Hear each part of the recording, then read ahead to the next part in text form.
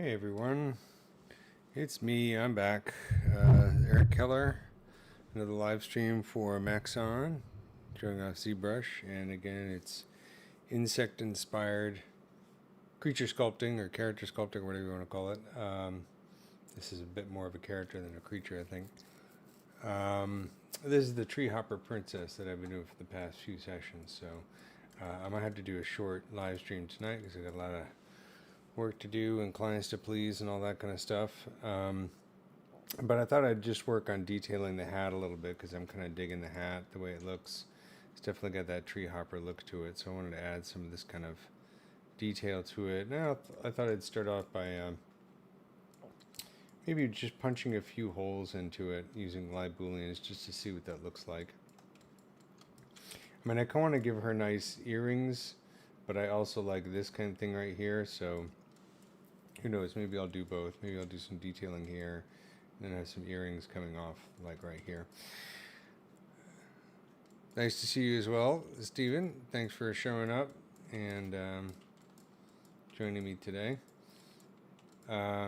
So the way I like to do live booleans is I'll use a folder. And so I'm going to take this is the hat subtool, and I'm just going to make a folder. A new folder. I usually call it like bool or something like that because I'm going to use the folder to do a boolean, and it's going to be real simple. I'm just going to punch some holes like right here using some spheres, and so I'm just going to append a polygon star here and W and make a polysphere. Subdivided a couple times so it's nice and smooth. Lower and scale this down.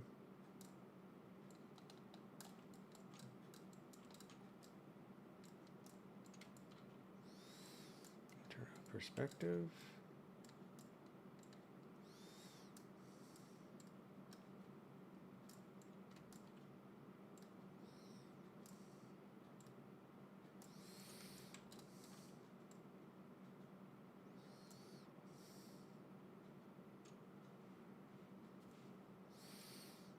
Long and prosper, man. I've been watching a lot of Star Trek Next Generation these days. And, okay, so what I'm going to do, let's mirror this over to the other side. So just do a plug in Tool Master Mirror, X-axis. There we go. And then I'm going to set this to subtract and stick it in that folder.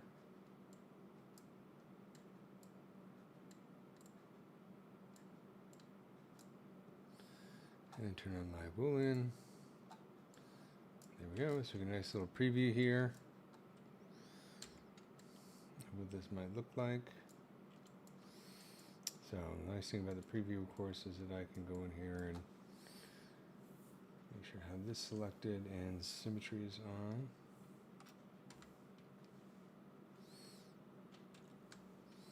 And just play with some ideas here.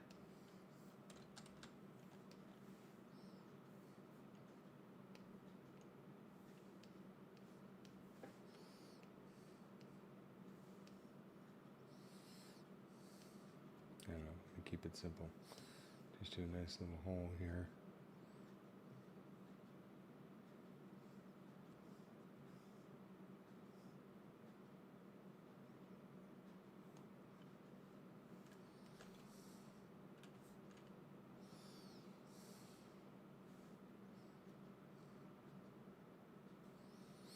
What I like about using the folder is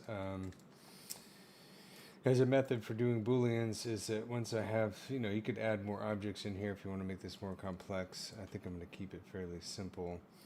But you can just go in here to the little gear icon here and just do boolean folder. It's going to make a copy and add it as a new subtool. So if you don't like the result, it's very easy to just delete it and go back and play with it some more. So that's kind of nice. Hi, Tony. Hi from Paris. I'm in La Rochelle, so I'm just south of you. About 3 hours from Paris. 2.5 hours, depending on the train.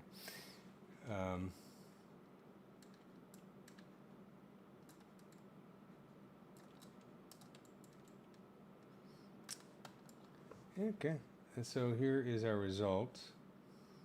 And you can see that's what the geometry looks like. So what I might do is, this is fairly dense. I'll just do a quick zero Dynamesh.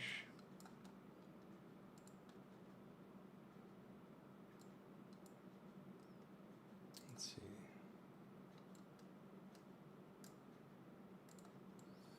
I could just go ahead and just do a straight Z-remesh, but sometimes I just like to do Dynamesh first in case I want to make a few more changes. I'm just going to find a nice resolution here.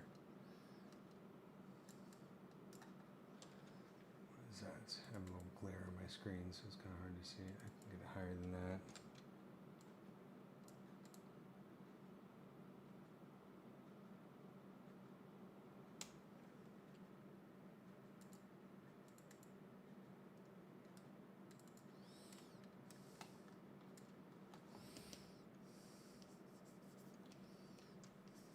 Something like that. It's nice. I still have symmetry on here. Nope. There we go.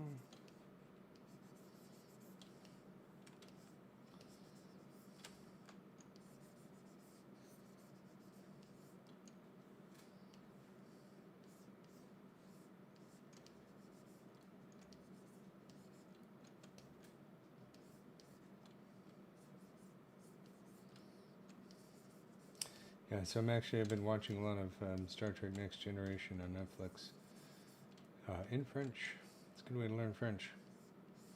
They speak very clearly. And also I have almost all the episodes memorized, so it makes it a bit easier. And it's nice to hear Picard in, his actual native tongue without a British accent. Funny thing about watching it in French is the voice actors. Wesley Crusher is not nearly as annoying in French as he is in English, so it has its benefits. Okay, so I'll just do something like this. I can refine it a little bit more. I still have polygroups there, so what I'm going to do is a Z-remesh, and I'll do keep groups. This 2.5, and this. That should create a decent edge loop around the inside of that hole there. Not award-winning topology, but good enough for sculpting.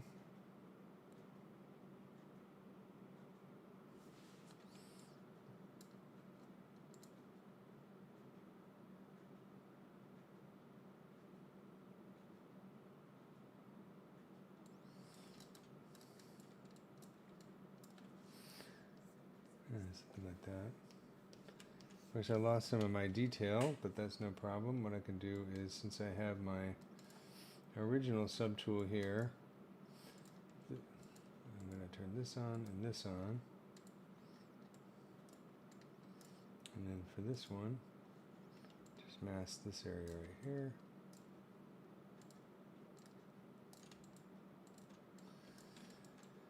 And then just do a project.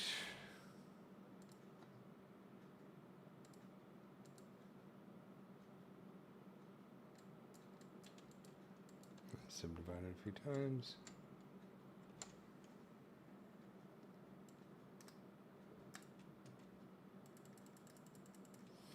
And then the projection.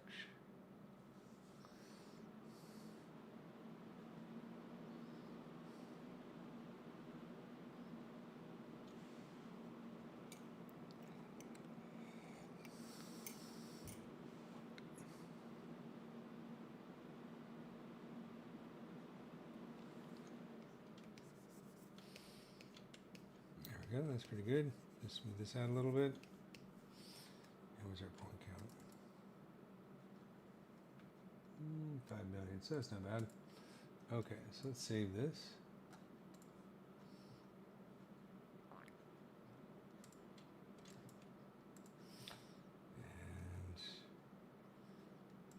And head back on. And the eyes, and the antenna, and there we go. So let's make this.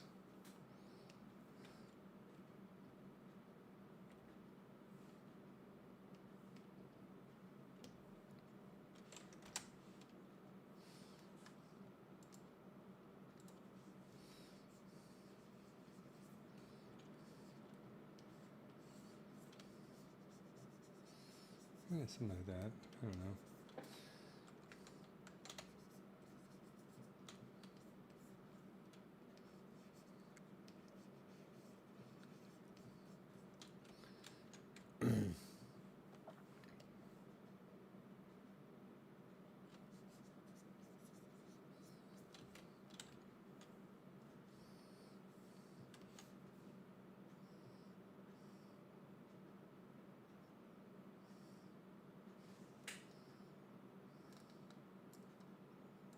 There's your eyes. Okay, cool.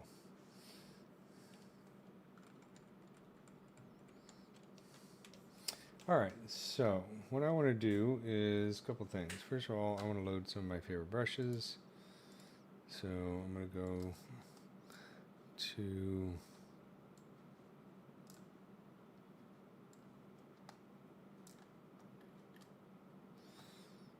brushes, and I'm going to do SK cloth.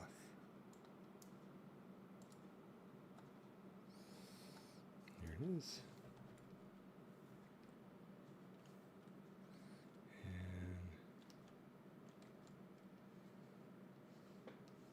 And I've done enough of that detailing. So let's do this. What I want to do is, this is the fun stuff that I really enjoy, is sort of looking at a picture and seeing how I can sort of imitate the detail. And there's some cool brushes you can get that does detail like this. Pablo has some great, Poblander has some great brushes, insect brushes. But just for fun, I'm going to kind of quickly design my own brush. So one way we can do this is, I could take like the standard brush. I'll set it to Z sub. Get maybe an alpha in here, something like this. Let's move that off to the side for a second. And change the stroke type. Drag stamp is a good one. This is okay. It's a little too mechanical though. So we could try a little softer. That's too noisy. It's one of these. Let's bring up the Z intensity.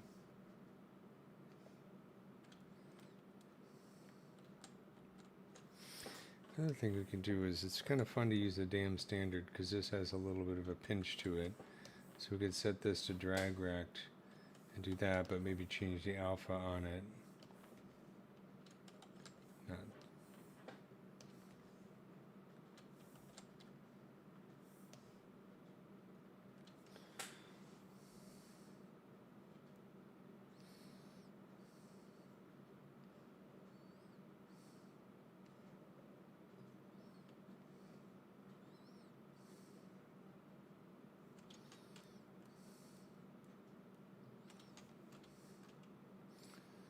It's cool, but I think it's too big.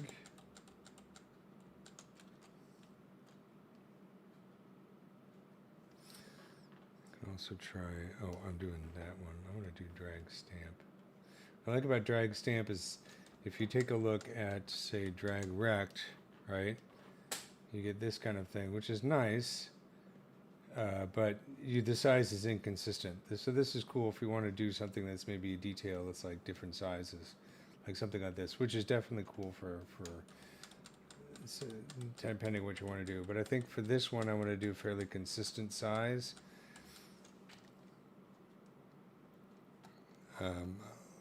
Like we have here. And this is mostly consistent. So in this case, what I can do is do drag stamp instead. This one right here, which is nice because it's always the same draw size. So that's still too big. So I'm going to lower my draw size. Yeah, something like that should work. The other thing is, what I'd like to do is, doing one at a time, of course, is going to take a while, even with symmetry on. So what I'm going to do is I'm going to make a little bit of a pattern here. Not super perfect, but something like this. And I'll use the extractor brush to make a custom brush so that I can make little patches like this and save a lot of time and also be more consistent. So let's say I do something like this, and then I'm going to go and store this point in history to turn off symmetry for a second. And I'll go in here to find the extractor brush, and could do drag dot, I think. So just kind of position it so it's perpendicular to the camera, and then I'm going to press G to go into capture mode, and then just, whoops, actually no, I don't want to do that. I want to do drag rect. Sorry, drag rect. That's a better choice. So same thing though. Press G to go into an extract mode, and just something like that. Give it a few seconds. How did that do? Not too well. Let's see. Sometimes. Whoops. Try it again.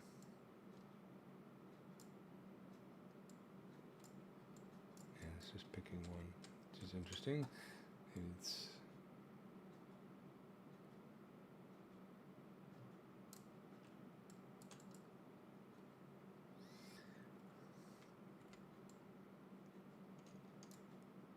there we go. Okay, so now you can see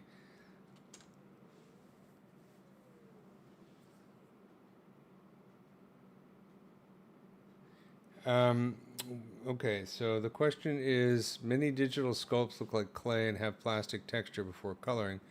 This disappears once color is applied. Is it possible to add color while also keeping the plastic texture? Well, what you can do is you can use, you're talking about doing this entirely within ZBrush, right? Turn the, yeah, something like this is cool. Yeah, the extractor brush is a huge time saver. So I'm gonna answer your question here. Don't worry, I'm just testing this out real quick. Yeah, something like this, and then it can still vary up the size. And then I also can always go back to the other brush if I just need to fill in little parts right here. But yeah, the extractor brush is a real time saver. Let's undo that. Turn on symmetry. Okay. What I'm going to do is I'm going to save this brush real quick. Always good to save a brush if you like it. And I'm going to save it to...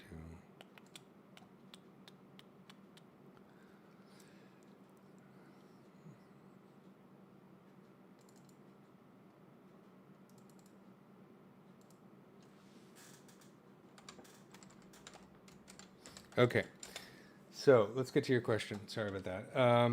I'm going to very quickly switch over to a different tool. Let's just do this guy.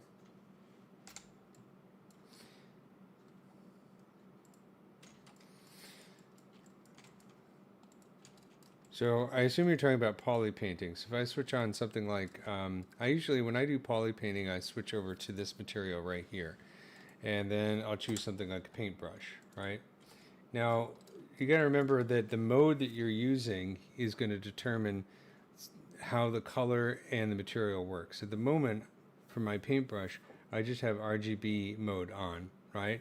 So I can paint a color on this. Let's turn on poly paint and start painting like a red color, right? And this color is completely independent of the material. So we'll get some green on him here, just to make the point. Right? So I'm still using this material. If I switch over to like a basic material. See how the color doesn't affect the material. So you could use like a plastic. This is a redshift material, but you could probably use a reflected plastic is a good one right here. And then go in here and actually make some modifications to the plastic material. Add more specularity, whatever. So is this kind of along the lines of what you're talking about? Because the other thing is you can switch the mode to material mode. So in this case, instead of painting the color, I'm painting the material. And it doesn't look like anything's happening. I'm just painting right here, blah, blah, blah, blah, blah. All right, until I switch to another material, and you can see that material is right there. All right, so I could also fill this entire object with the material. Let's say I wanted to fill it with that skin shade. I can go in here, make sure I have M on for material, go into color and choose fill object, and that's going to fill it with the entire material. So now if I try and switch to a different material, it's not going to work. It's always going to be that same white material. So if you want to undo that and go back to the point where you could easily switch materials, what you can do is you can go into the material palette and find this flat color. This flat color material is kind of like the eraser material.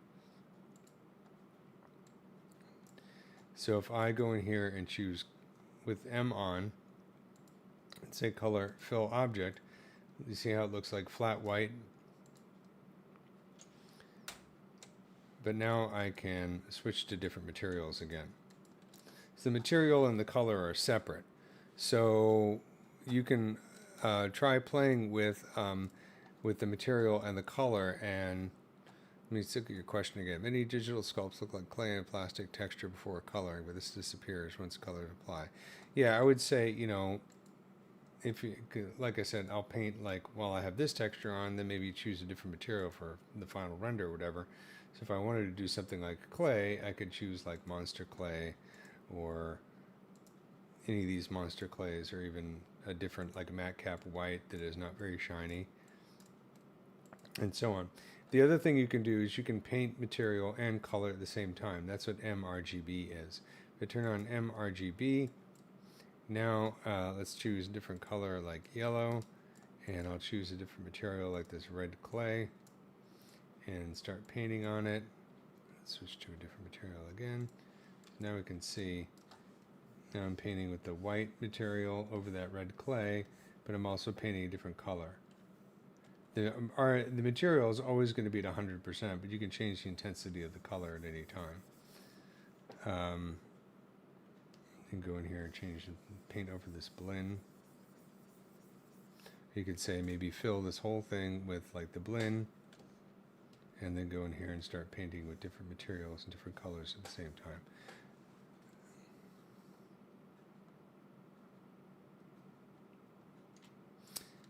So are you talking about when they're rendering in ZBrush or in another program? Because you can use one of these materials or even make your own material or download some other materials.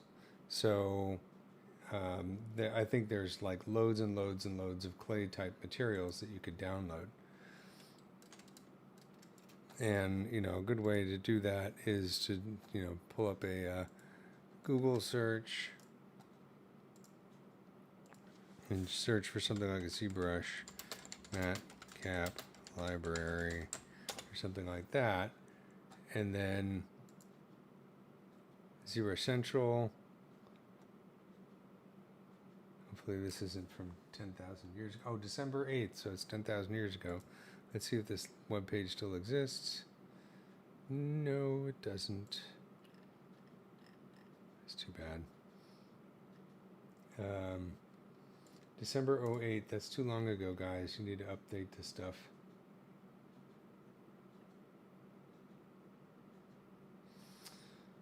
So let's see. That's the problem. When Maxon took over, they kind of moved around the website. So you could go on ArtStation, and once you get verified, blah, blah, blah. Whatever. I don't care. Change to Euro, doesn't matter. Alright, ArtStation isn't working, so screw that.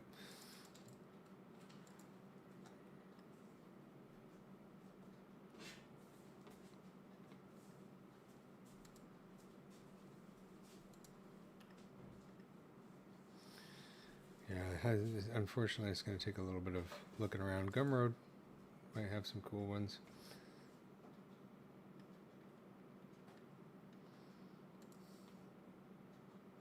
I don't know, does that come close to answering your question? Probably not. Well, the software that they're using to render is going to make a huge difference on how both the material behaves and also how the material looks.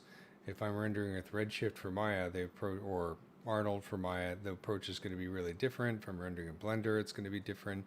You can find matcap materials for any of those software programs, but the way that you implement it is going to be different. But you have to think in terms of color being separate from material, right? So color is RGB value, right? Red, green, and blue, depending on whether it's applied to the UVs using a texture map or whether it's applied to the vertices using poly paint or vertex paint.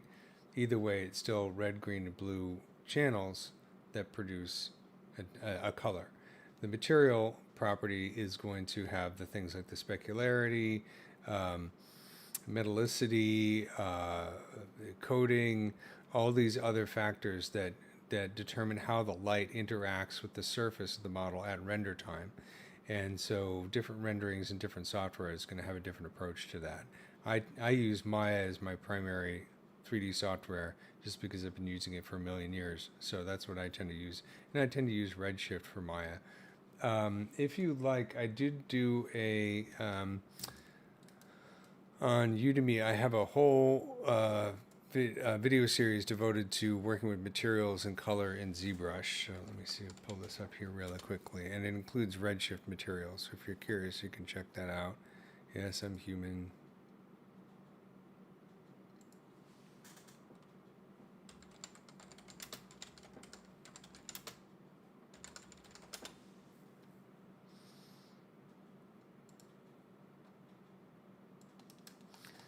Called Demystifying ZBrush Materials.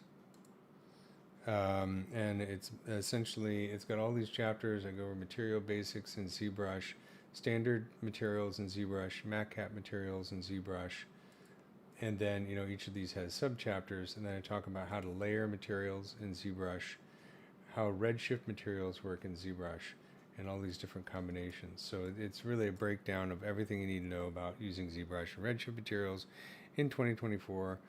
And so it's about 3.5 hours, and let's see, it is, go back one more, it's $19.99, so what a deal. It's this one right here, Demystifying ZBrush Materials with Eric Keller. So you can check that out, and that has and we'll also talk about working with poly paint and materials at the same time. So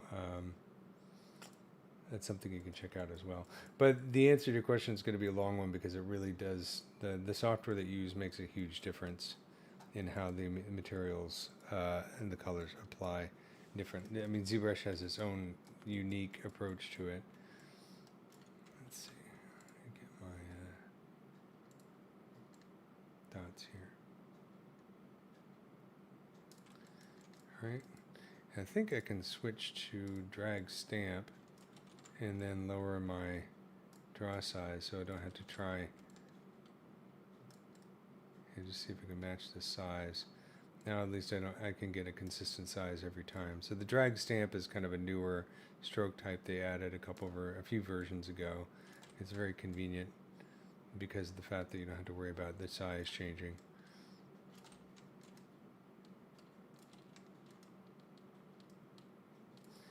Do something like this.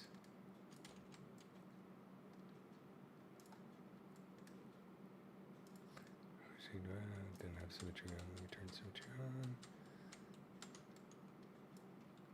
Just to save time.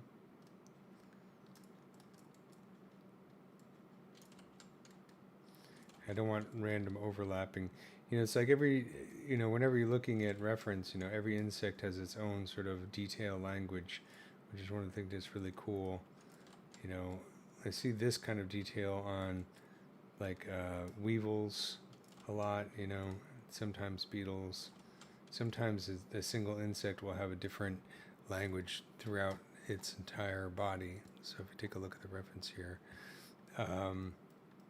like for this one, depending on where we're looking, we're seeing these kinds of divots right here, but this is sort of different. And then you look at the wings, and you've got more of like a ripple kind of thing. Along the edges, you have a different type of ripple. It's like, it's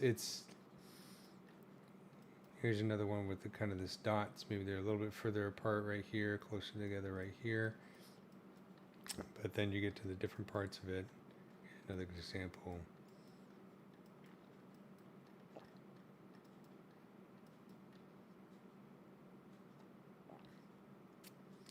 You can see how this detail is very different from this detail. Slightly different, I should say.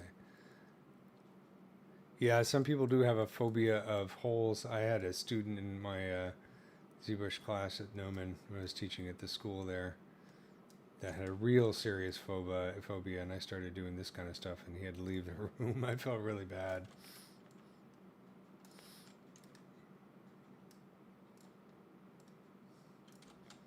Another weird thing is I've worked several jobs with compositors who are colorblind. I'll never figure that one out. Like, I work with them for a while, and then they come up to me one time and they're like, hey, I'm working on this comp, and I need you to tell me if this is red or green. And I'm like, what are you talking about? I'm like, oh, I'm like colorblind. Like, how did you become a compositor if you're colorblind? I mean, how does that even happen? I just don't get it. You can do something like this, and then switch back to that damn standard brush. And this time I'm going to switch to drag rect. No, I think I'm going to switch back to drag stamp. Just make it smaller.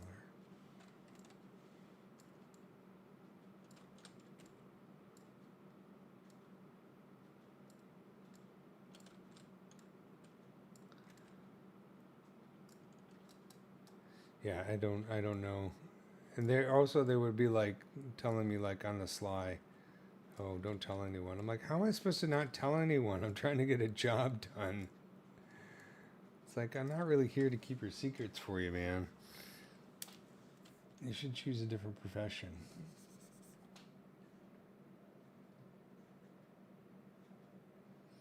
It's happened to me twice, not just once. One time is okay, it's a total fluke, but I've known at least 2 people.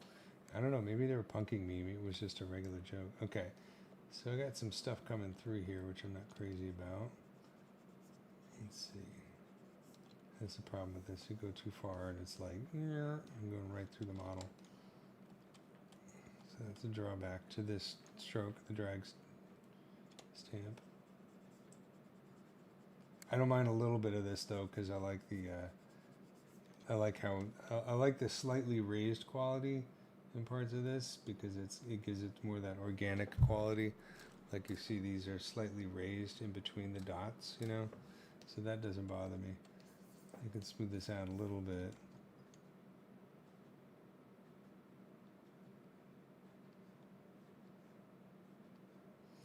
And then just go in here to these parts.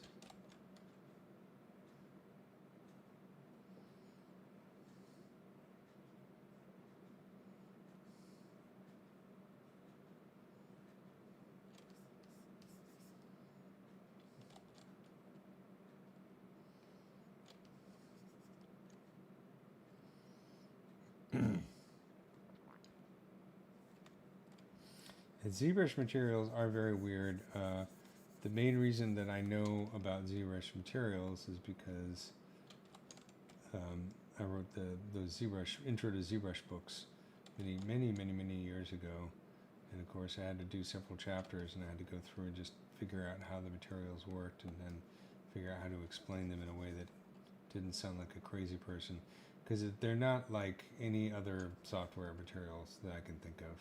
A very, very strange approach to materials, lighting, and rendering. So it's one of the reasons I'm glad they put Redshift into ZBrush, because before that it was very hard to get a nice realistic looking render out of ZBrush. I'd still say that, you know, Redshift for ZBrush is pretty good. It doesn't have all the power that you get out of Redshift for Maya or for Cinema 4D or for Blender. But now at least you can do transparency and glows and ray trace reflections and all that kind of stuff.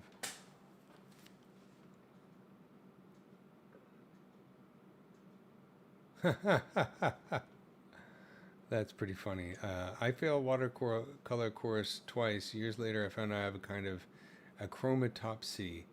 Thank heavens for RGB and color codes. That's very interesting. Well, just, you know, don't become a compositor. Or maybe it gives them advantage. I don't know. Maybe they can. They're more sensitive to, you know, shadows or compositional elements. You know, if you have the color in there to distract you. I don't know. But still, when it comes to color correction, it's kind of important to be able to actually see the colors.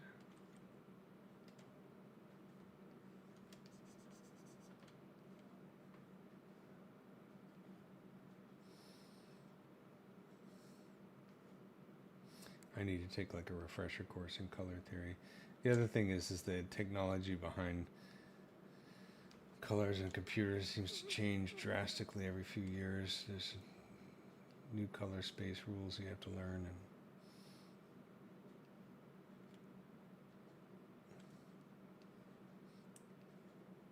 and that's when I'd rather be sculpting.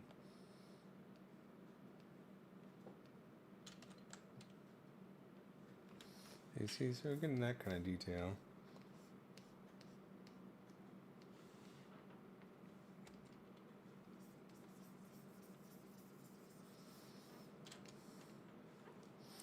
Then we can go back to our extractor.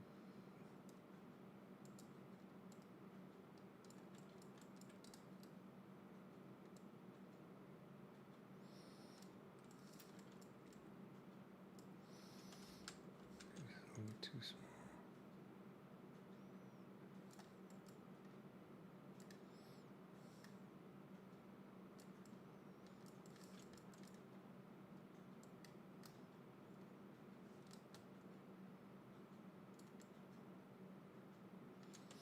Let's see if I can get backface mask to work on this so it's not going through all the way through.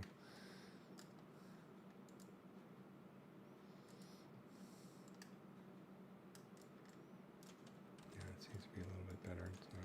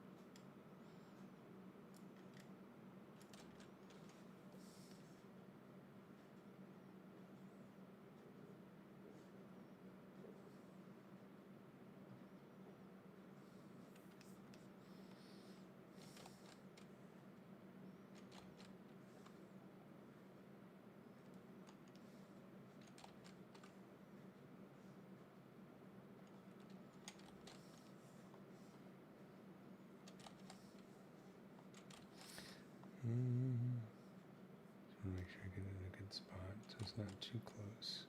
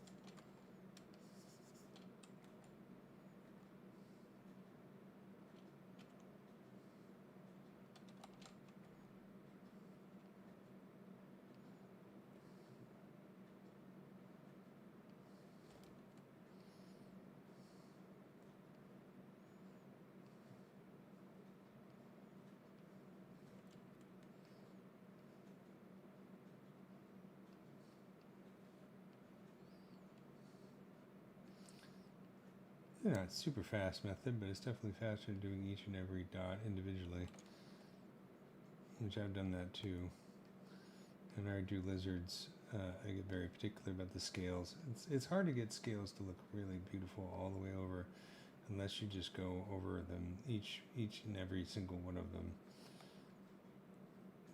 to make them look perfect, which can get kind of psychotic sometimes, but it's worth it if you have the time to do it. That's why I hate doing CG in a hurry, which sometimes you have no choice.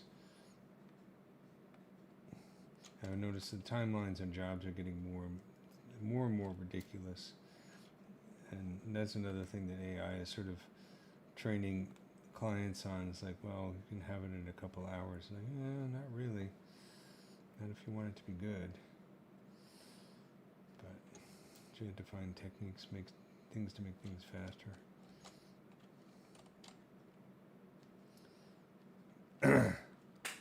One of the things, because we're always talking about AI on this live stream, one of the things that I thought about today in terms of what if, the current what if scenarios are like, what if AI kills us all or makes us obsolete, takes our jobs, whatever. And what if everybody hates AI? What if AI becomes like MSG and people just avoid it, which is entirely likely the way things are going right now. It's incredibly unpopular with a lot of younger artists who really hate AI. But the other thing is it's possible, because also the other problem with AI is that it's not living up to the promise at all right now. I was asking ChatGPT for a couple quick questions on help on how to get something done in Maya that I had done before with like XGen or whatever, and it just it just spouts out 90% of it's right, but that 10% that's wrong, it really screws you up. And you have to sit there and go through it and follow the steps that it outlines, and then find out where it's wrong and say, nope, you got this wrong, and then it starts to apologize to you and gives you an alternate version that's also wrong. So it's like, it's not quite where it's some people think it is. I don't understand these people who are falling in love with ChatGPT, or sorry, chatbots or whatever. That's another strange one. But it could just fizzle out. It could be something that we use that, like segues, or whatever happened to NFTs, or virtual reality. There's no guarantee that it's going to be a huge success. It could just turn into something that's just mildly helpful, but doesn't necessarily take over everything. It's always a possibility. There's been so many predictions that have become horribly, horribly wrong, and seem kind of laughable, or just plain forgotten now. I mean, I remember when the Segway is a great example, because I remember before they actually announced what it was, I was actually following the hype. So I was like, oh, everybody's excited about this new thing they're going to reveal, and there was rumors, like people like Steve Jobs had said that, oh, we're going to have to redesign cities completely because this thing is just going to change the entire world. Nothing's ever going to be the same again. And then it came out, and it was just seriously like sad trombone music, looked really stupid. Nobody cared. And right now it's mainly used for overpriced guided tours. It's just, it literally became a joke on Arrested Development. Job is driving around on a Segway. Things have become such a joke. And the same thing with like Google Glass and everything. So you never know. There's always a possibility that it just ends up being hype. Most things are.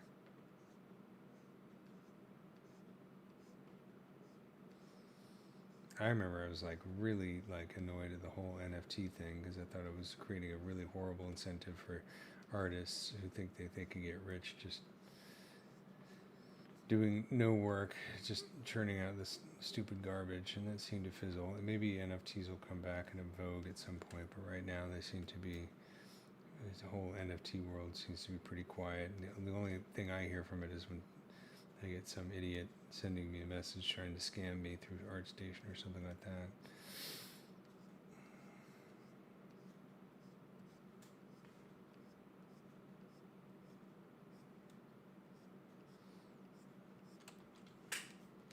see how this looks. Of course I'm doing the back here, so it's hard to tell.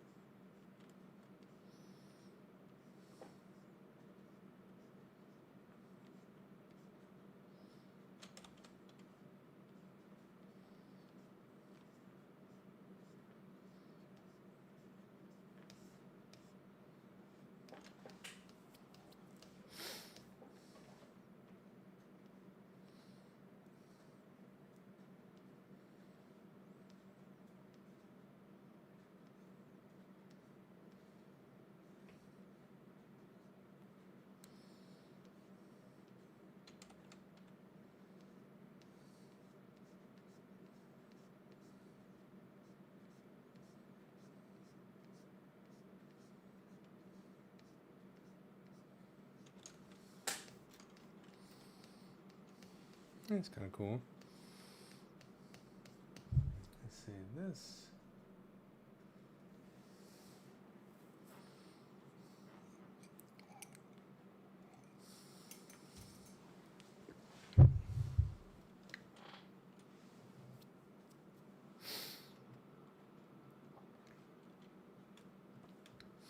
Yeah, so this is just a very simple.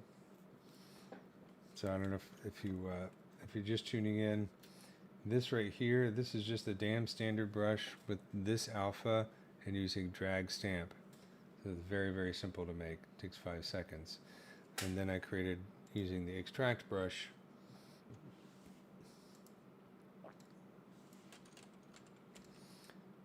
This, which I just captured,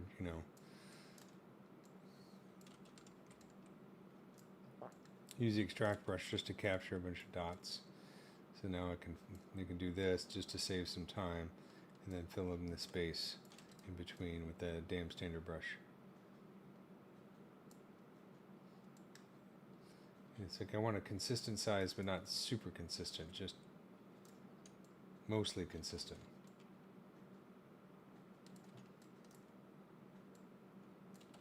Then I want it to look natural, not mechanical.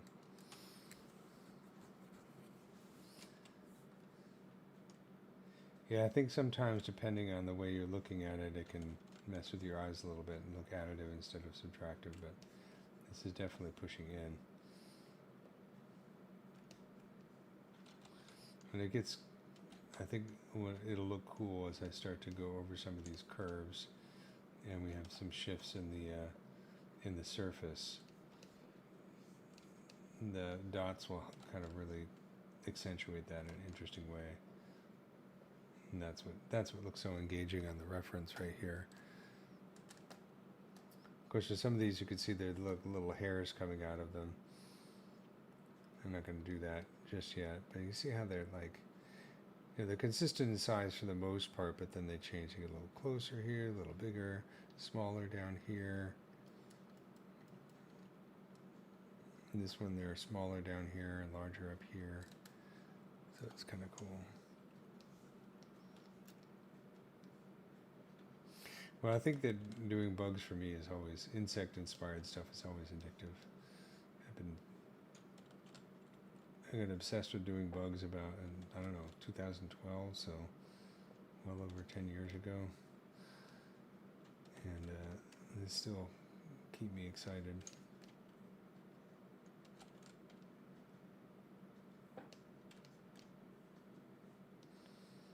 This I might do with it.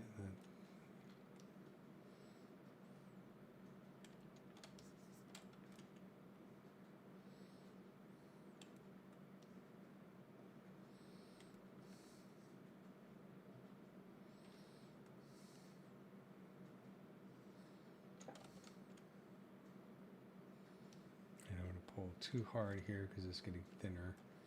It's going to start to push through the other side.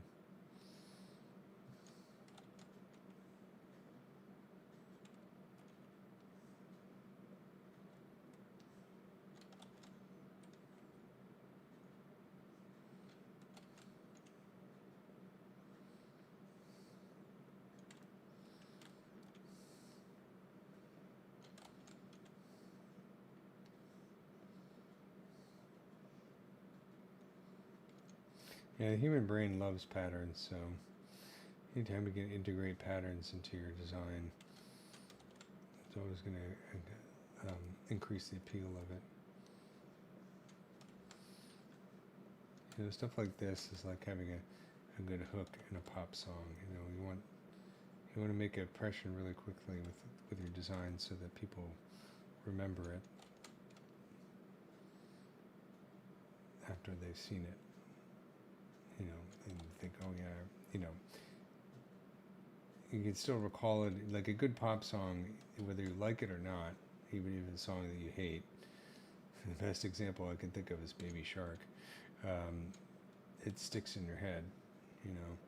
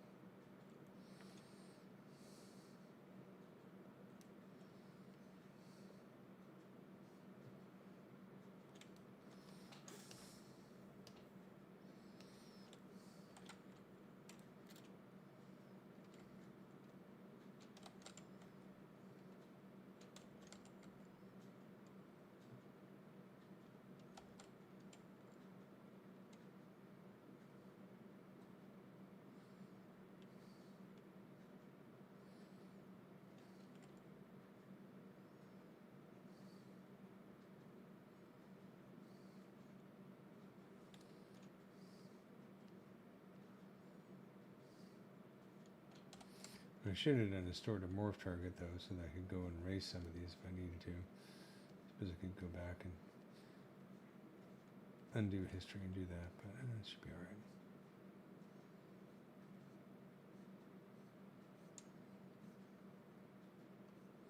Or I could have done this on another 3D layer, but yeah, it's fine.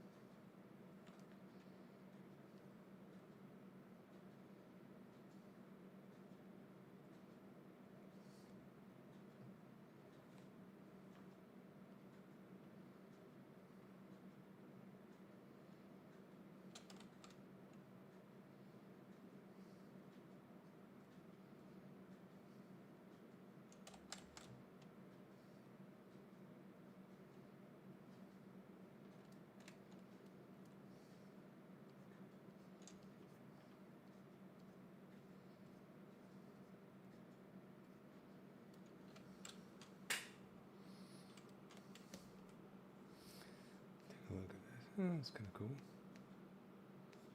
It's like pretty neat, especially when it's rendered.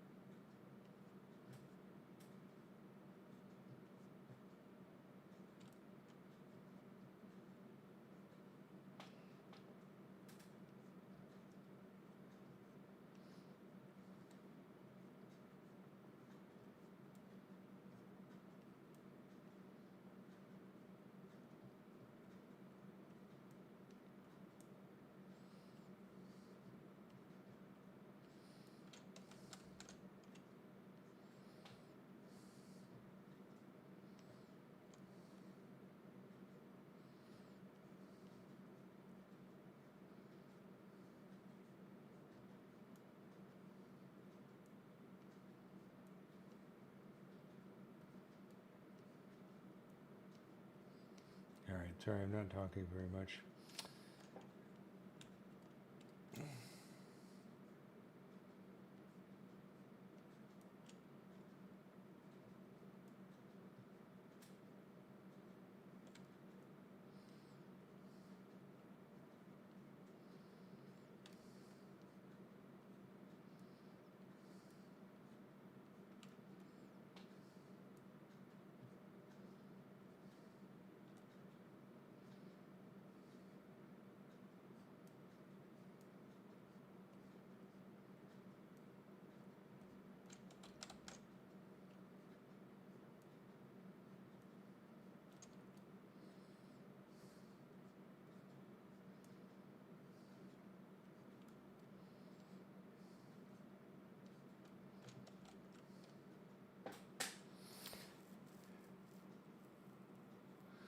Uh, yeah, I have right at the moment.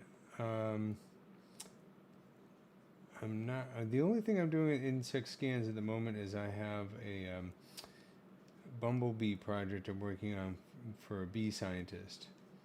And actually, on my YouTube channel, I have some time lapse of the scan cleanup of that model. If you want to check it out, you just look under YouTube for bloopatone. I have 2 or 3 time lapse of that. And we're kind of getting close to finishing up that project, although I just remembered I promised I'm going to do something and I forgot to do it today. Oh well. But I have some other projects going on that are insect related that, because of NDA, I can't really talk about, but they're kind of cool, and I'm looking forward to the point when I can share them with you and talk about them in detail.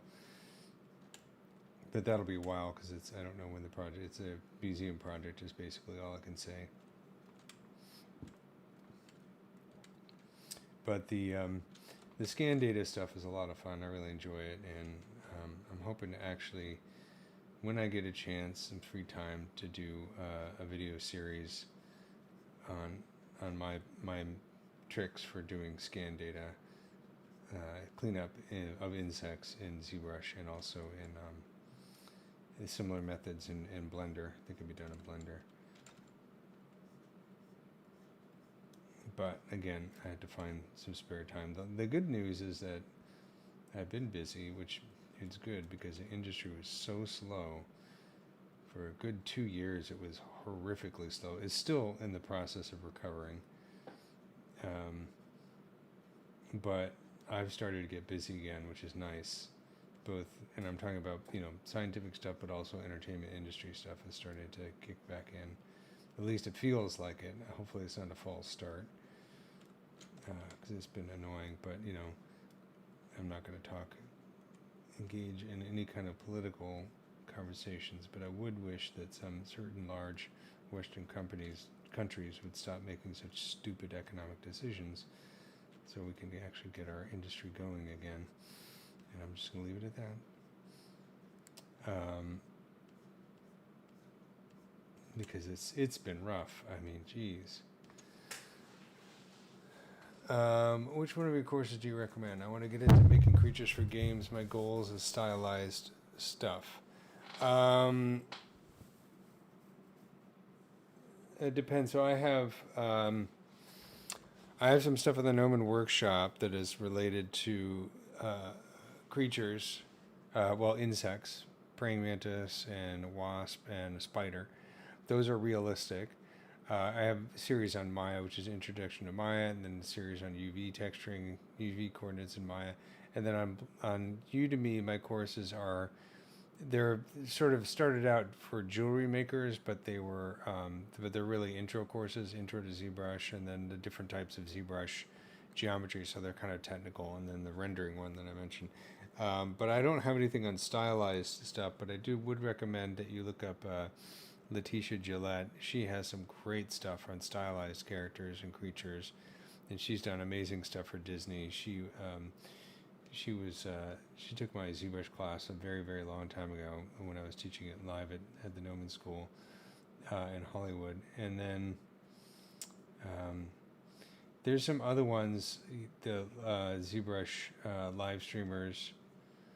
They do awesome stylized stuff, so I would definitely check out some of their stuff.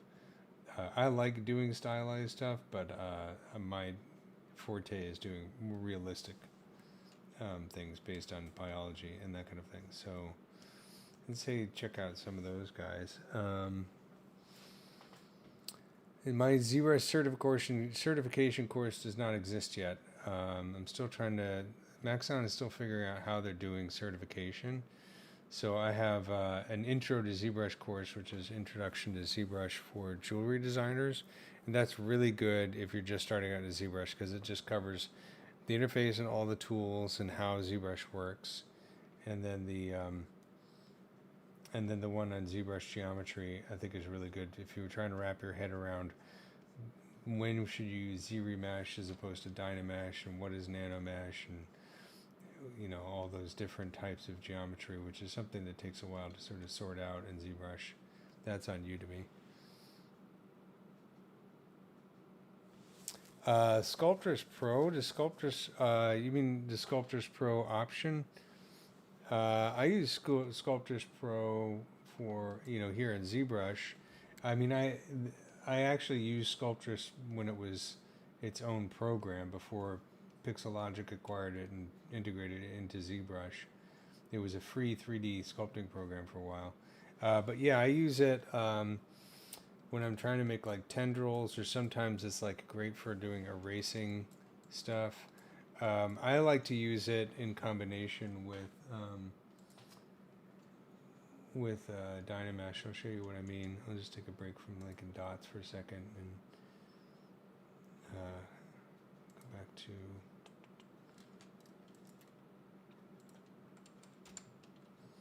It's really great for sketching things out and just playing with things. I think it's Ashley Adams uses it as her move brush. She uses it all the time, which I think is a kind of a cool approach. So what I'll do is I'll turn on like Dynamesh, right? Okay.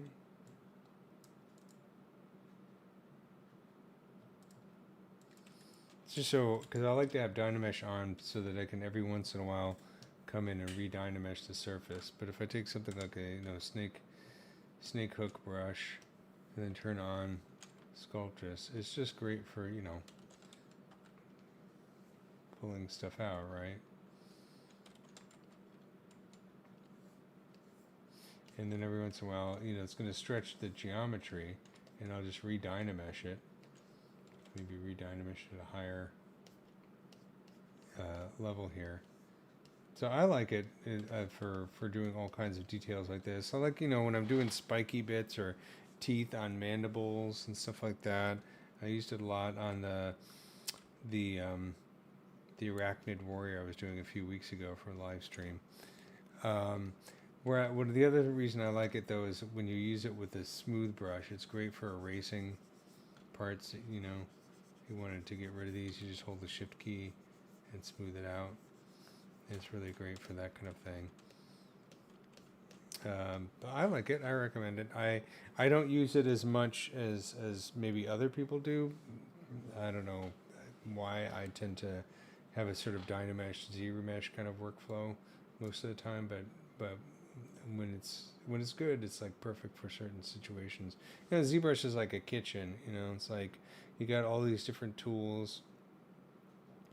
It's like imagine you're a fully stocked kitchen, professional kitchen.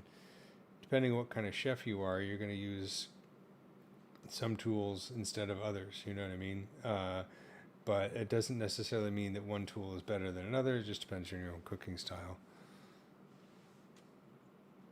Yeah, if you're doing like, if you wanted to, it's great for merging stuff. Yeah, that's a good point. Like, bring these things close together and then using a good old inflate brush.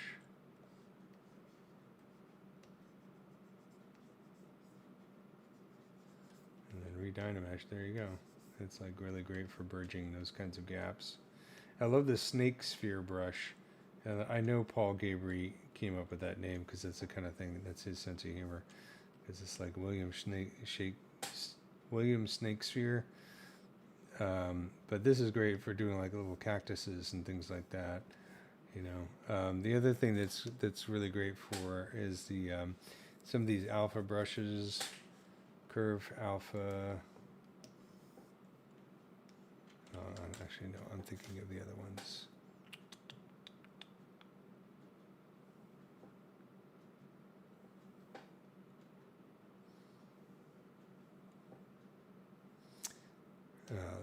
They have actually snake cactus, and this is just basically like the snake sphere brush with an alpha. So you could change the alpha on this, and come up with some really wild stuff, you know. That's starting to look pornographic. Sorry. Yeah, I like Sculptress. It's really great with some brushes.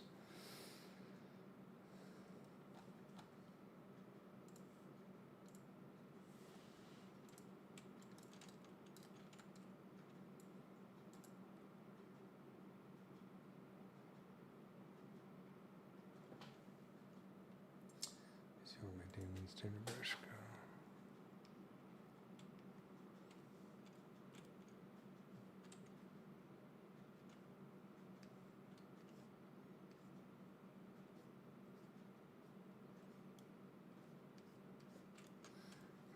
So that's kind of cool. Okay, so I got that surface done. So let's switch back to my extract brush.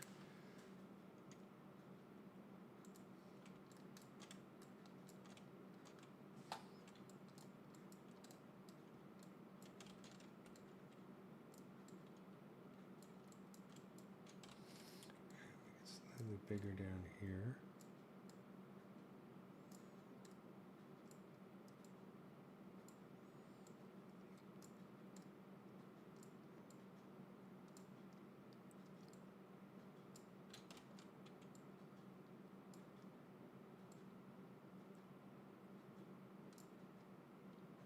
I reiterate more with Scale Master.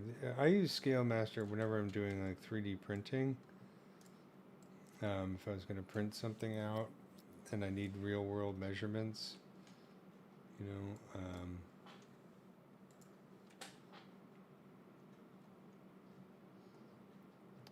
so if you're using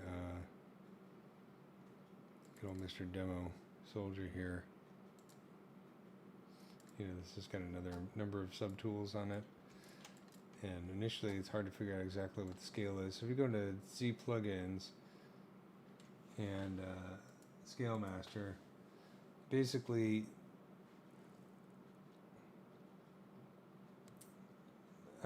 what I like to do, first thing, you know, you can set the scene scale. Let's set it to centimeters, 5.4 centimeters. And that's how you crash ZBrush. No, I probably didn't save. Oh well. No, I don't always start with Z-spheres. Sometimes I... let's see if it actually saved that. Sorry, unfortunately I can't dig in here too much because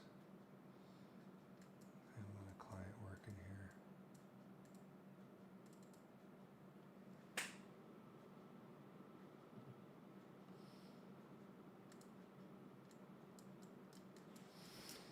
Good thing I saved that brush. Yeah, crashes happen, you know.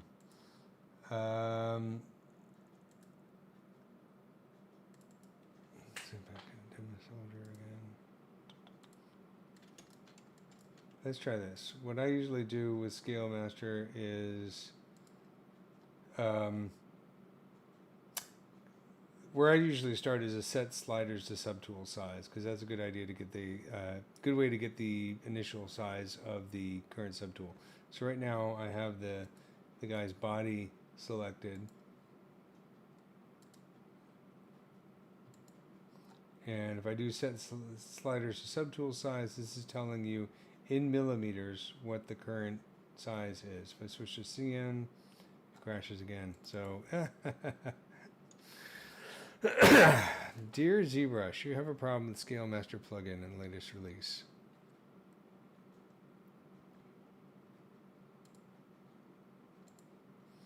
Let's just go Lightbox.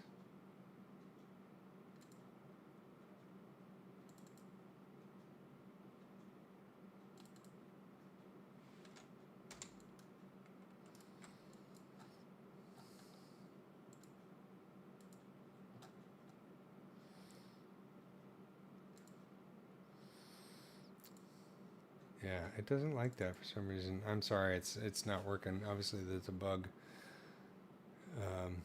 Yeah, you can do size ratios in 3D Print Hub is another way to go about doing it.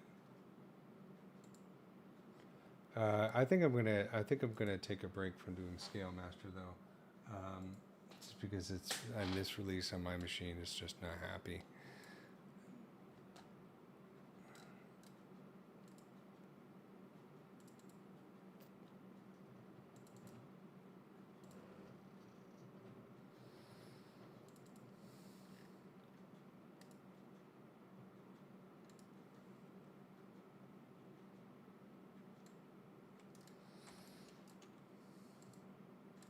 Yeah, so that's not too bad.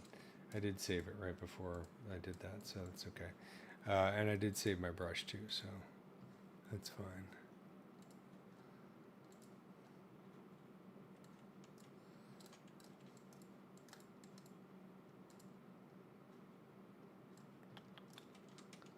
Let's go to, I'm gonna go in here and make sure that auto masking backface mask is on.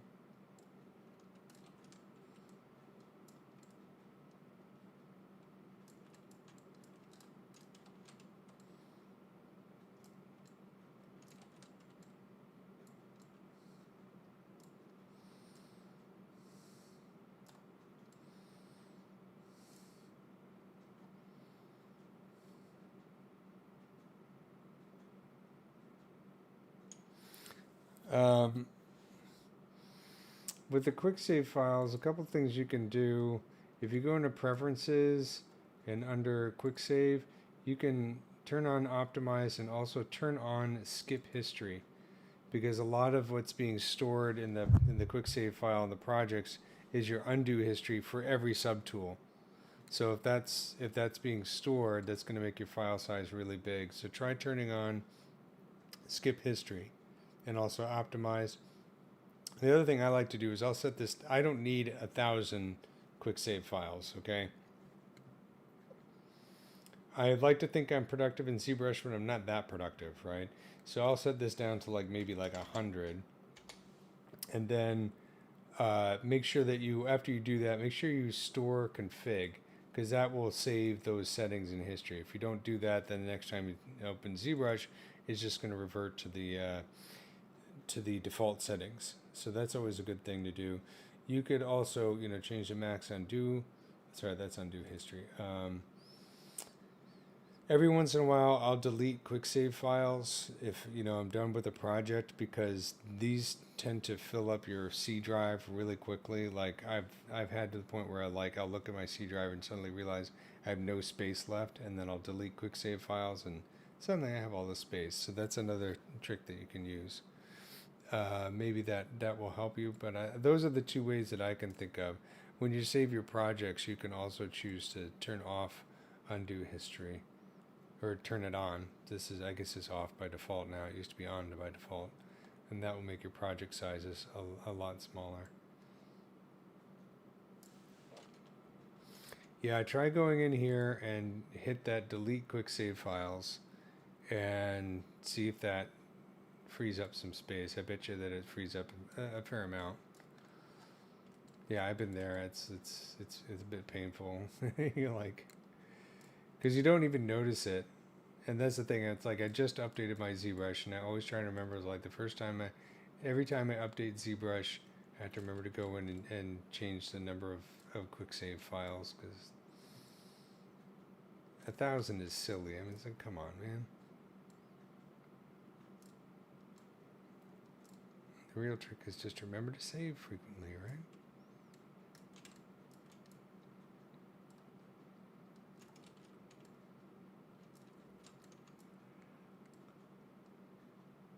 This gives me a chance to review how I did my little dot brush. So, damn standard brush, and set this to drag stamp, and set this to, I think it was one of these blurrier alphas, something like this, I think, and then lower the, yeah, something like that. Let's bring up the intensity.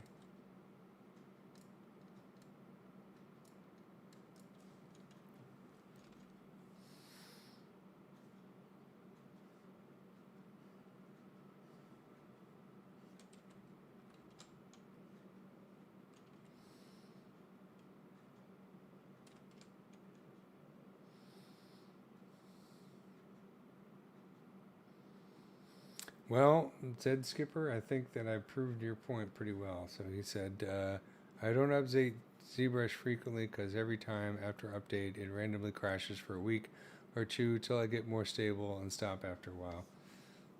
Well, I think I proved your point tonight, didn't I, with the Scale Master fiasco.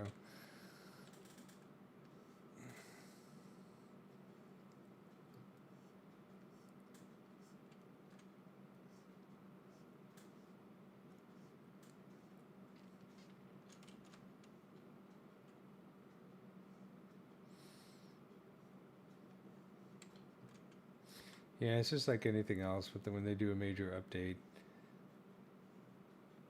it's going to be a little bit crashy for a while.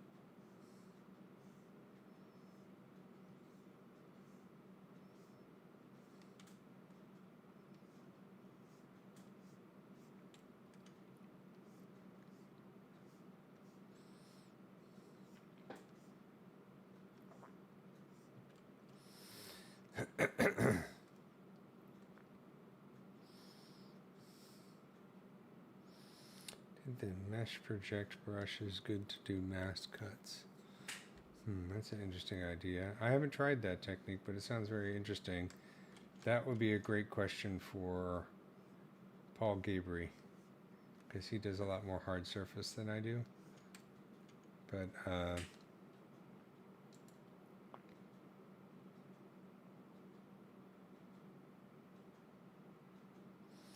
when you talk about mesh project, are you referring to the Z project brush? Or there's also the history project brush. And then you also have Matchmaker.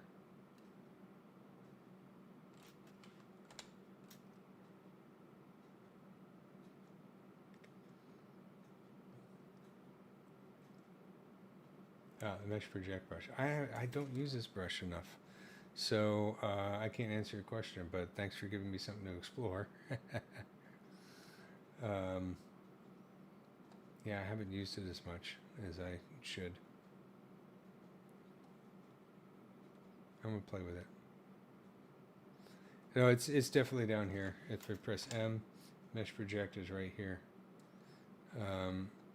That's one of those things. It's like they come out with a new feature and I forget to test it out. Or I get really excited about it for a few weeks and then I get into some of the project and I forget about it. But let's torment the dog with it for a second.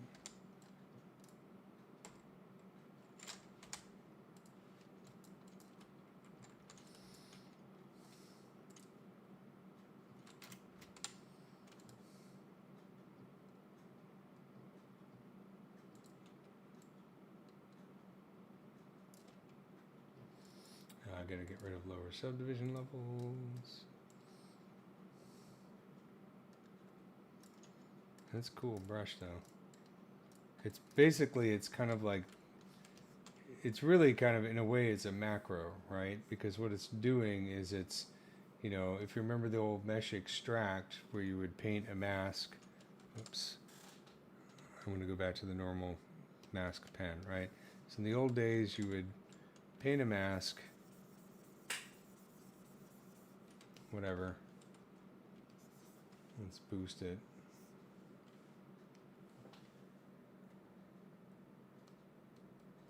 And then you could go into subtool and down here and under extract, you do extract and it would give you a preview, right? And you adjust the thickness, let's say 1.01, extract, and if you like it, you'd say accept, and then it would create a subtool, and that would be your extraction, right? So it looks like the mesh project brush is basically saving you a lot of trouble by doing kind of the same thing, right?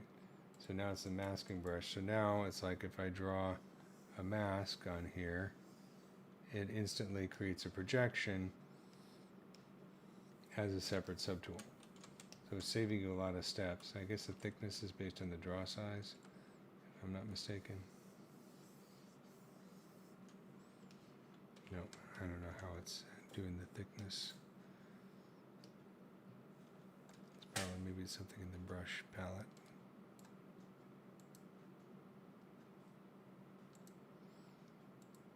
Mask mesh modifiers. There we go. So go down to the brush palette, mask mesh modifiers, which is not easy to say.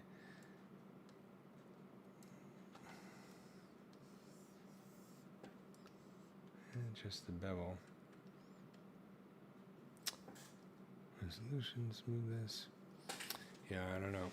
It's based on intensity. Is it based on intensity? That's interesting.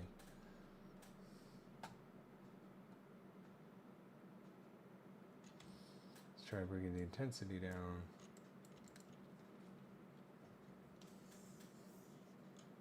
Yep, you're right. It's intensity. I would think, yeah, that makes sense, I guess. Yeah, so I haven't used it as much, so I appreciate it.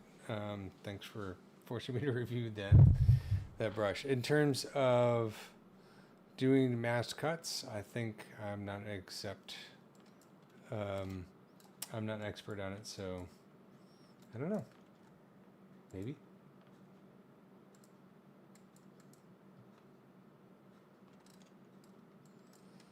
I'm going to go back to regular mask brush.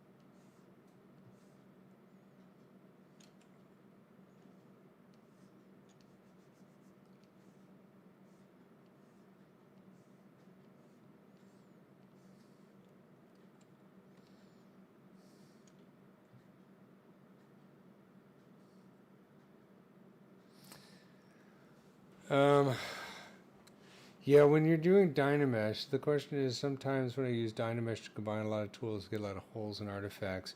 After many attempts, I get it to work, but is there a better way? That happens to me sometimes if my resolution is just too high, or if the subtools are overlapping in a way that's just confusing the heck out of ZBrush. So a couple things you could try. You could mess with the resolution of Dynamesh and see if that gives you a better result. Or you could, maybe if you're combining a bunch of different subtools, just combine a couple of subtools, Dynamesh that, then kind of combine the next one, Dynamesh that. But in terms of an overall way, I think you have to, it depends on the tool, and I think it does, sometimes you just got to mess with it a little bit until it works. Another thing you could try doing is, if it's really confusing, you could try doing like a decimation before doing a Dynamesh or something like that, just to change the topology around a little bit so that Dynamesh has an easier idea of what's going on to understand, you know. You can also, under the Dynamesh settings, play with the add, subtract, and add and sub projection. Those are basically going to, you know, sorry, I'm thinking of projection there. You can also try the shell, which is kind of an interesting way to go about it.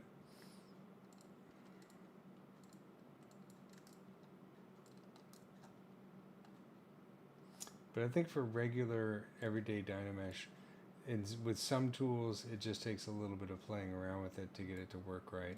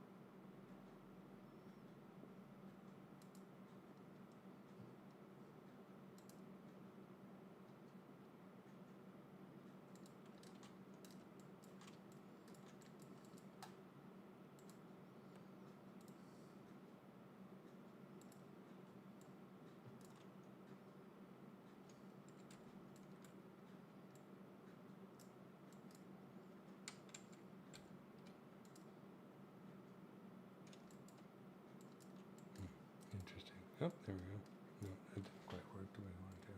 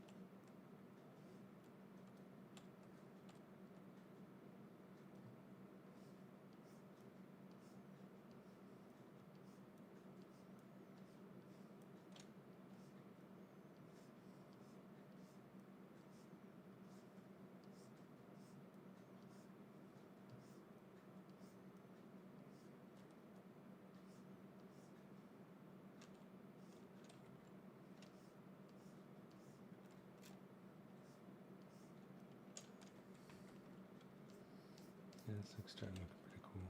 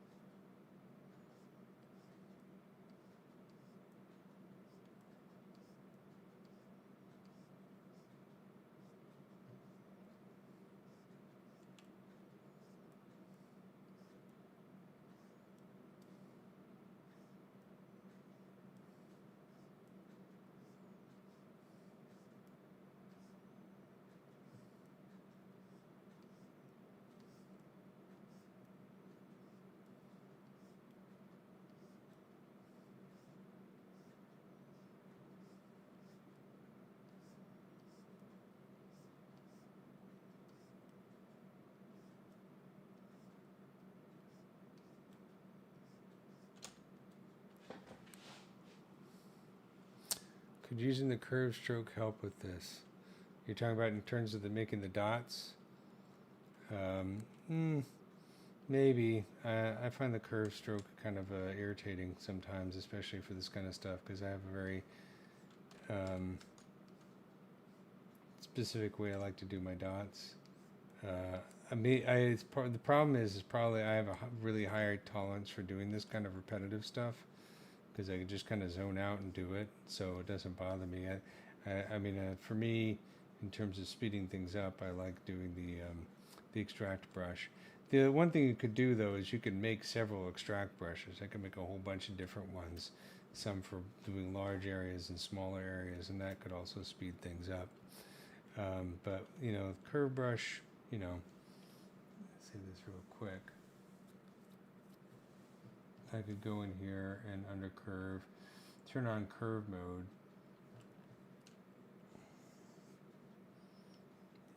It's, I had to mess with it quite a bit to get it to work the way that I want it to.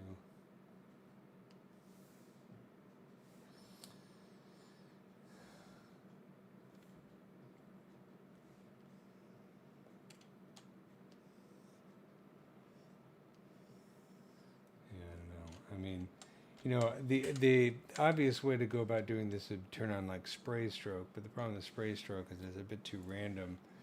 I want to have my dots semi-evenly spaced and around the same size, so that's why I kind of like this particular method. If you use the spray stroke, you can play with like the spacing and the spray stroke and all that kind of thing, but depending on the effect that you're getting, it's like some brush settings are going to work better than others.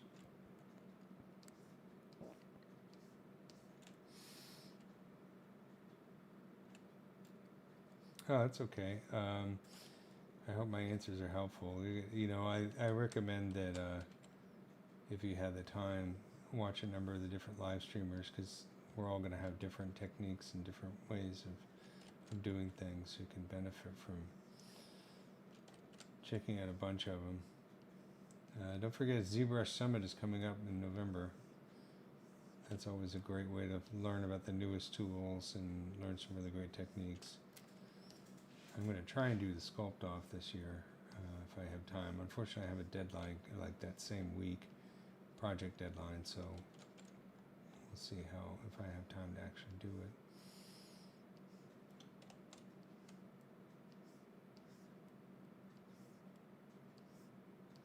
It's kind of funny. I hear a lot of people are always complaining they wanted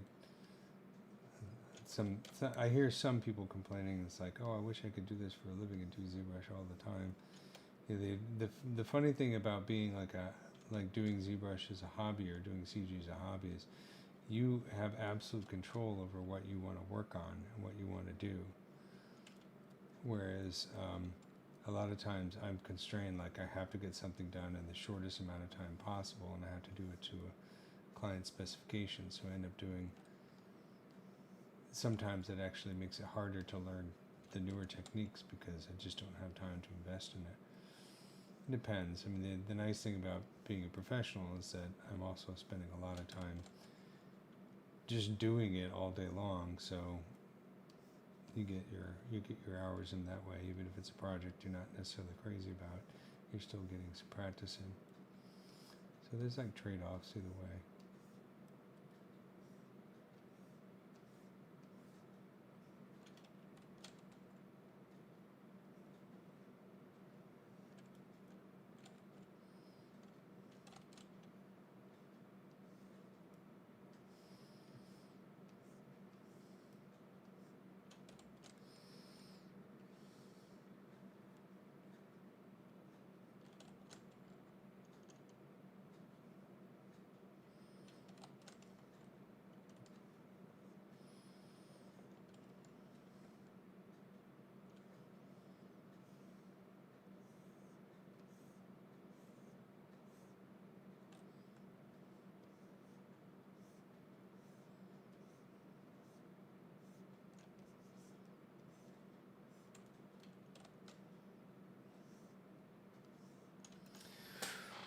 One technique that is helpful that's not necessarily a curve brush, but we can experiment with it a little bit just to show you a different way of going about doing this. I'm going to switch back to, let's do dots, and I'm going to do stroke. I'm going to turn lazy mouse, it's already on, but I'll turn up the lazy radius. And I'm going to go into modifiers and turn on roll. And this is usually good for repeating textures, but what's nice about it is if I wanted to do a line like this, I could do that, and that's a bit easier to control. But if that's too, this is very, very precise, more than I want. So maybe what I could do is I could go in here and play with, let's see, stroke jitter a little bit. That randomizes a bit, but maybe I could go in here, bring down stroke jitter, and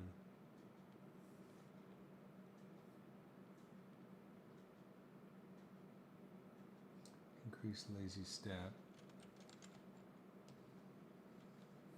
I think it's kind of better before.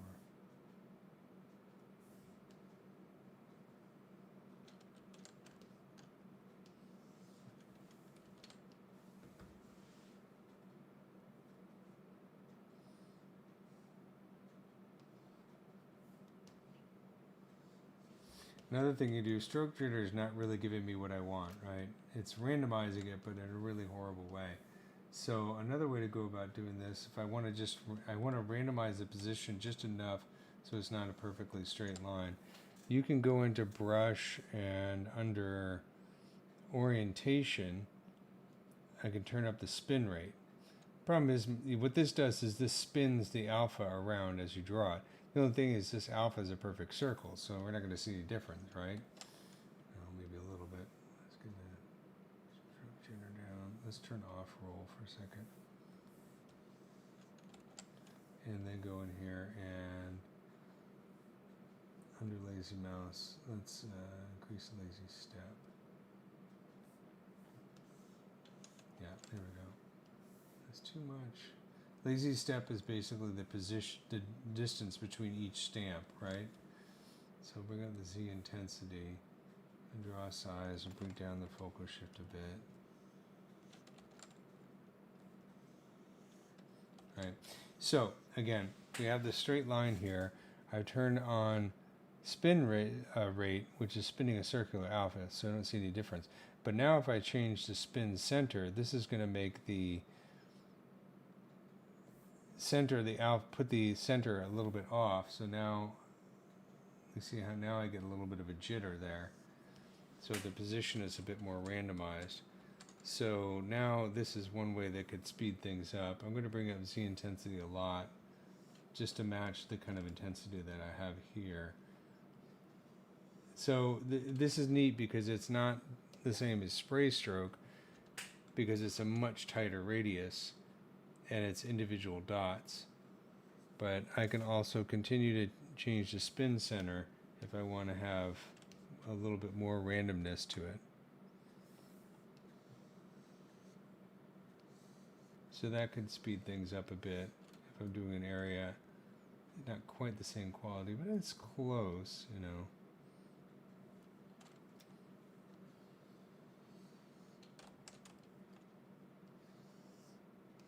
another thing is like if you're in a real hurry, that could save some time. So this just a different approach. I like using that spin center and spin radius trick sometimes. It's just to sort of help design kind of a different, slightly different style of brush. Yeah, my brain is no longer working. I can tell it's starting to shut down now because it's 11:14. I've been doing this all day, so I'm going to wrap this up in a few minutes.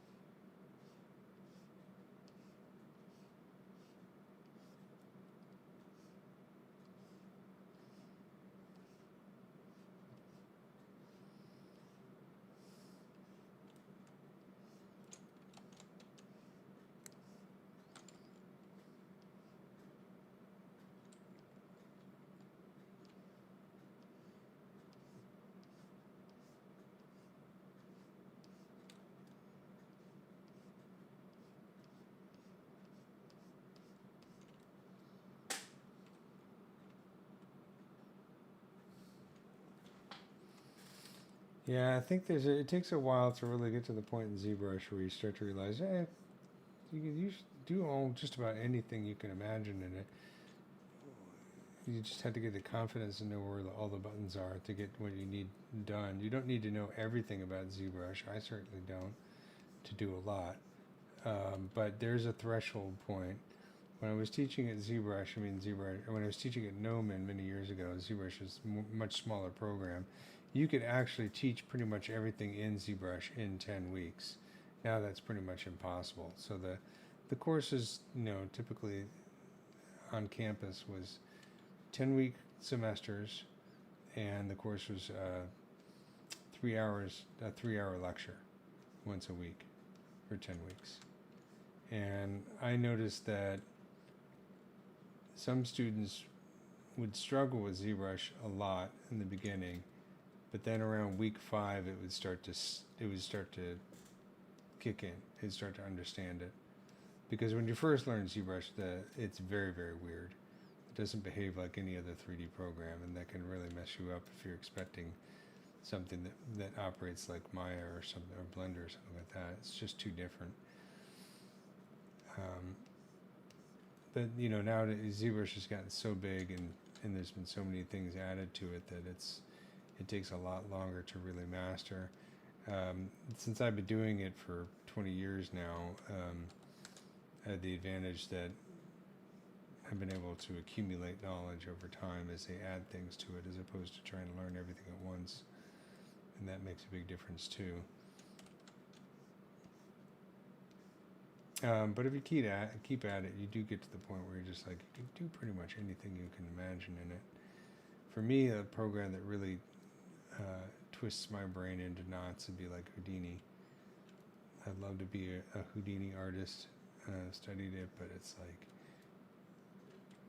it doesn't exactly work the way that I like to work.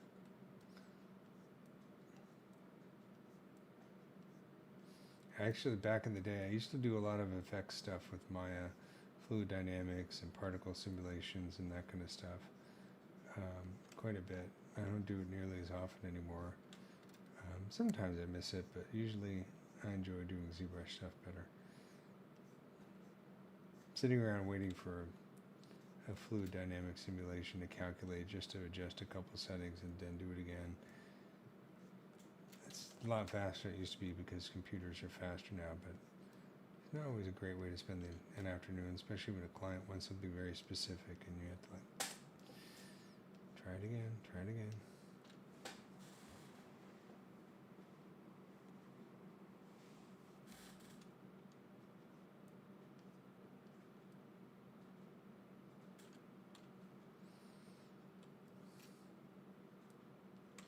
Let's see how we're looking. That's kind of cool. These little blobs right here are bothering me a little bit, so a little smoothing kind of helps that out a little bit.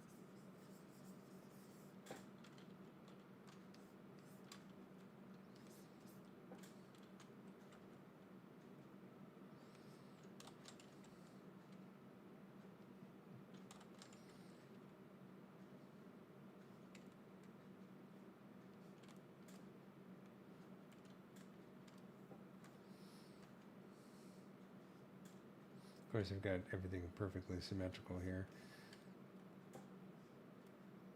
I could always go back and change that later. I'm just doing it to save time at the moment.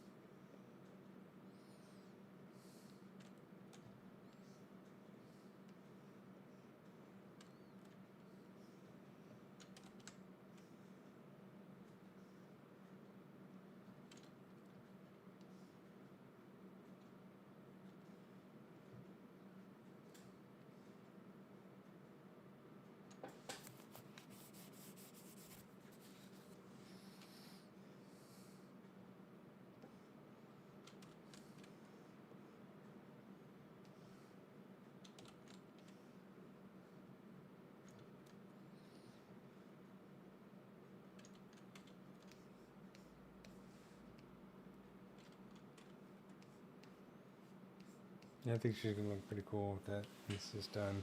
I'd like to add some other things to the helmet as well. But then, of course, a lot of this is going to be like, if I do color painting on it, it should really bring out some of those dots in some interesting ways. But I think I'm going to end it here for tonight. I'm starting to my brain is not functioning anymore. Yeah, I think she looks pretty cool. I'm still debating what I'm going to do. Like, I don't want to add too much more detail to her face because I think that she looks nice and young at this point. And if I start getting carried away with detail on her face, it's going to, I think, ruin it. But I think having this kind of heavy detail, repeating pattern, textured area next to her smoother skin is going to make a nice visual contrast that will help draw attention to her face, you know, especially also with the insectoid eyes and their texture right here. You can see how it has a nice contrast with the face, and I think that's going to look pretty cool. I want to give her some cool jewelry too, and then of course, let's see what the whole body looks like. I'm not, the body's okay. I'm still struggling with what I like and what I want to fix on this, and of course there's a lot to go on.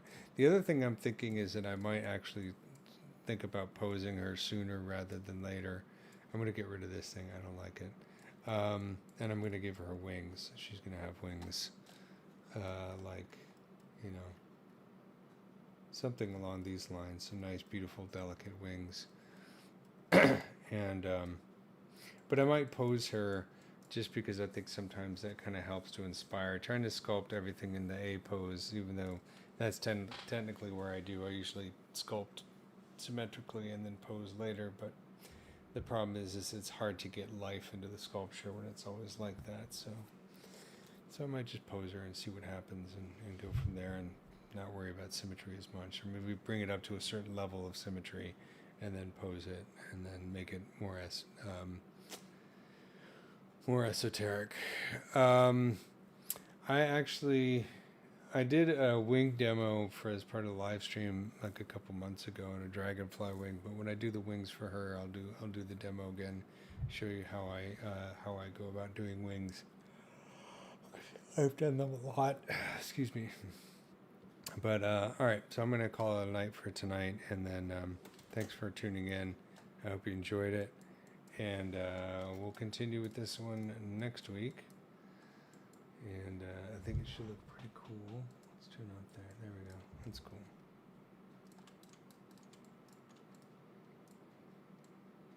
It's like pancakes. All right, guys. I'll talk